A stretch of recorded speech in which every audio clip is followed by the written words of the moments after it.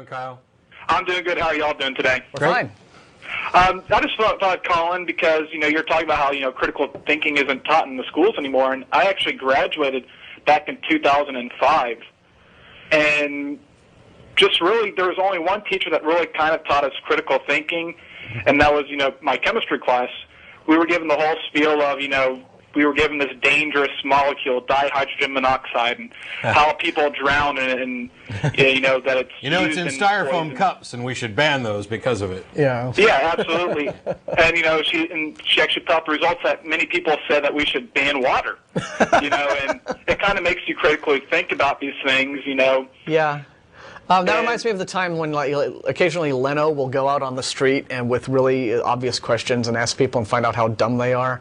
Something like, I remember one Tonight Show where he said something like, he was asking people, okay, do you have a cranium?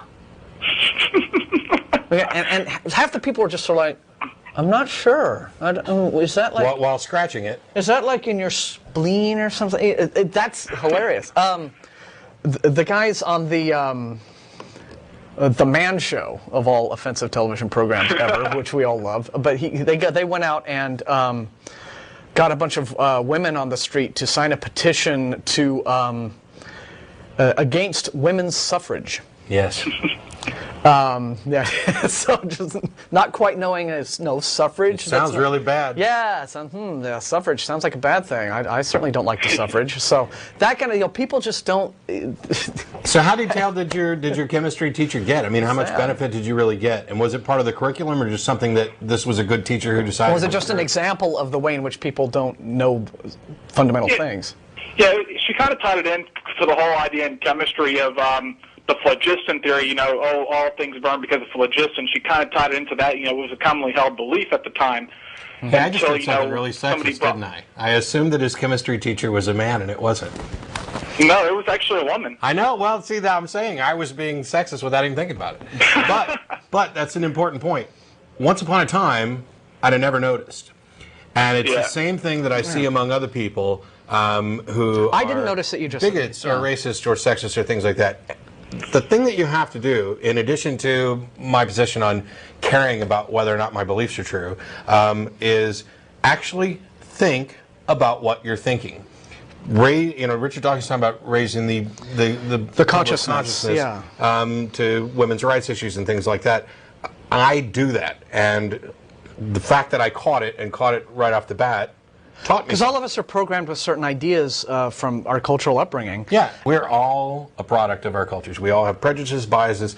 The thing is to try to teach yourself to recognize them when they happen, so that maybe, I don't think we're ever going to completely stop, but maybe you can avoid the future.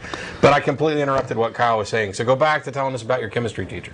Oh, it's okay. It's y'all show, so. But anyways, just tying into the whole phlogiston theory, scientific method, testing, what is put out there. Can things be falsified? Can you at least test it? And, that's kind of one of the things that, that's kind of stuck with me and kind of, stopped me from buying into a lot of the fads that are put out in front of people. I'll give you a good example of one that a lot of people have, and this again dovetails back with the TAM report. One of the things that was shown at TAM was the pilot episode of a program called The Skeptologists, which Michael Shermer and Phil Plait and Steve Novella and all these guys have gotten involved. Man. Yes. And they are they're pitching this right now to them, so it's not on, but it's they've shot a pilot, and so they're now pitching the program to and it's just again skeptical investigation of claims, right? And so there was one, I think, haunted house investigation, and the other thing that they checked up on was wheatgrass juice. This is a big health food fad, wheatgrass juice, and the Whole Foods crowd, just goes nuts over this, and the claims are that it's a superfood, that it's just packed full of all these nutrients, and it also contains chlorophyll, which is really, plants use chlorophyll, and it's good for plants, so, we get some of that in us, and, it's good for us. And Steve Novella, who is the doctor, essentially says, okay, well, it's not a superfood. It's actually a very poor food, poor in nutrients. It has almost no beta-carotene. It has almost none, very little. You do much better just going and buying apples and oranges and fruits and vegetables just for your essential vitamin content. But this wheatgrass, it's a very poor food in terms of the nutrients. That's why cows have to eat so much. because you don't really get that much benefit out of it. And as for the chlorophyll content, well, we're not plants, so the chlorophyll just sort of, it gets in our body and it disperses. But what the claim of the health food store owner was when he was letting them sample all this stuff was that the body, he said, it converts the chlorophyll to hemoglobin, which is, this thing in our body. And it's like, that's the stupidest thing ever. I mean, you could drink an actual cup of blood with hemoglobin in it, and the body would not absorb that and process that as new hemoglobin. But the chlorophyll itself, it just dissipates when it gets into our system. You just pee it right out. So ultimately, it's just, but again, it's a fad. It has a whole bunch of pseudoscientific claims attached to it. And you go to Whole Foods, they'll sell you a shot for $2.50, and that's really what it's all about. So, yeah, these. And you know what it tastes fads, like? It tastes like grass. Yeah. And I haven't wanted to chew grass since I was a little kid. Yeah. Well, Phil Plait said on the show, he's like, I would rather lick a squirrel's armpit than drink another cup of this stuff. It's that apparently nasty. I've never had it, but I've had friends who are just nuts over it, and I could just look at it and tell, I don't want to drink anything that green. It just seemed weird to me. So you're right, but, because people aren't armed with the facts beforehand, then they'll just accept what they hear, if what they hear sort of, I think, satisfies or flatters a preconceived idea that they might have. I don't know how many of your other teachers you remember in detail, but you remember this one teacher who actually took the time to perhaps teach something that you benefit from on a daily basis that wasn't part of the curriculum.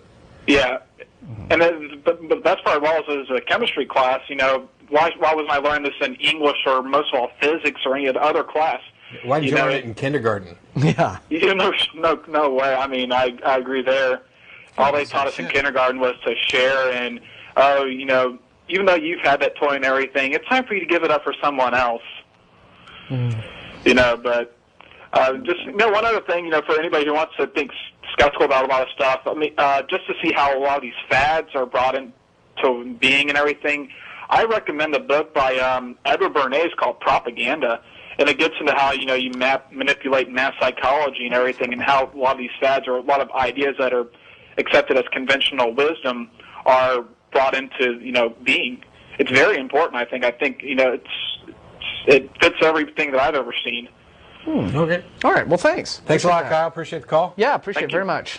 Stay in touch. There's a lot of other similar books. I mean, of course, I was talking about getting Carl Sagan's Demon Haunted World in as required reading, but you talked about Mike Shermer at the TAM 6, who also written a number of books, including Why People Believe Weird Things.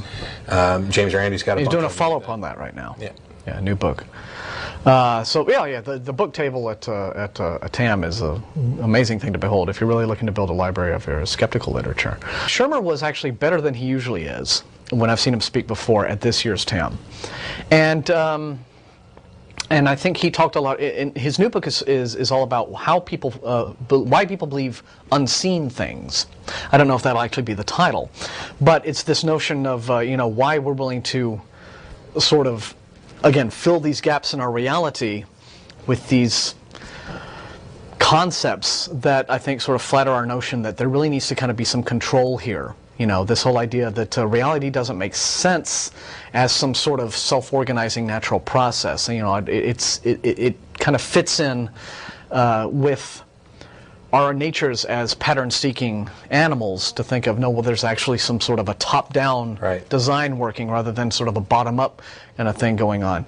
And he says he's developing this idea. He hadn't fully developed it, but I thought it was kind of interesting to hear the basis of it. Like, just as a lot of religious believers employ the God of the gaps to sort of, where they're scientifically illiterate, they'll just, well, God makes more sense. God did it. That just. He said that there are certain schools of political thought where he calls it government of the gaps. And it's the same kind of argument of ignorance, from ignorance, where he says, well, I can't imagine how these certain social problems will fix themselves, so we need the government to come in and fix them for us.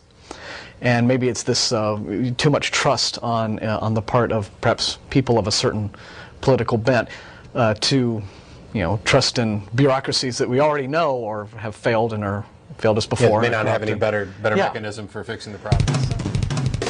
you.